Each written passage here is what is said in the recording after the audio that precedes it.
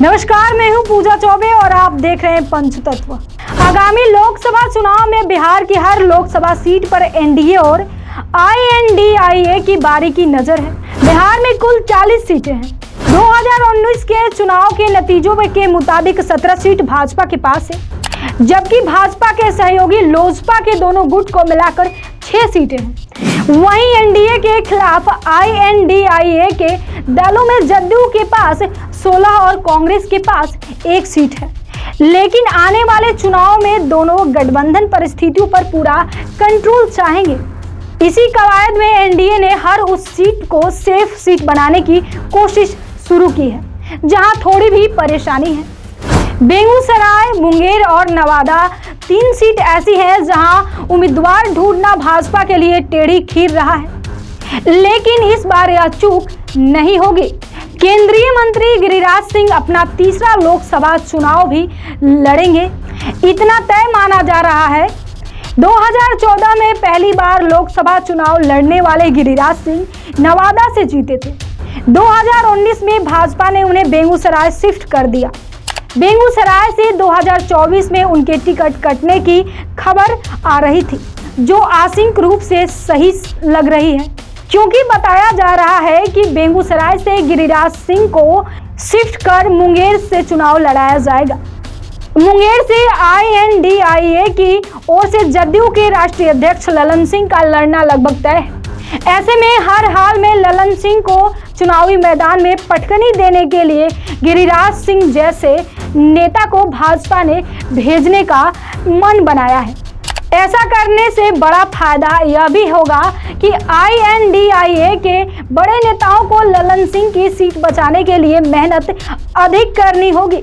हालांकि इतिहास गवाह रहा है कि भाजपा के सपोर्ट के बिना पिछले 3 चुनाव में वहां से कोई सांसद नहीं बना है। बिहार की बेगूसराय सीट खासी मशहूर रही है, क्योंकि ऊपरी तौर पर तो यहाँ वामपंथी नेताओं का गढ़ माना जाता है। लेकिन पिछले कई चुनाव में यहाँ भाजपा का झंडा बुलंद रहा है।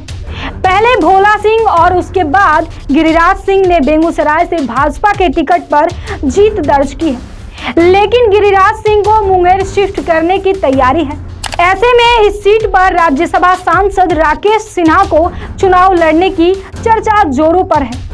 वैसे तो राजनीतिक गलियारों में IPS अधिकारी विकास वैभव की नाम की भी चर्चा है, लेकिन उन्होंने कभी सार्वजनिक रूप से चुनावी समर में उतरने की बात नहीं की।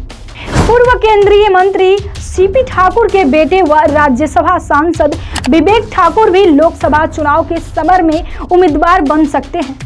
उन्हें भाजपा नवादा सीट से उम्मीदवार बना सकती है, जिस पर अभी पारस गुट के चंदन कुमार सांसद हैं।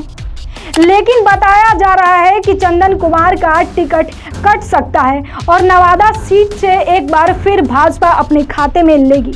तब यहां से विवेक ठाकुर को उम्मीदवार बनाया जाएगा, क्योंकि 2014 में नवादा से सांसद रहे गिरिराज सिंह को मुंगेर भेजा जा रहा है।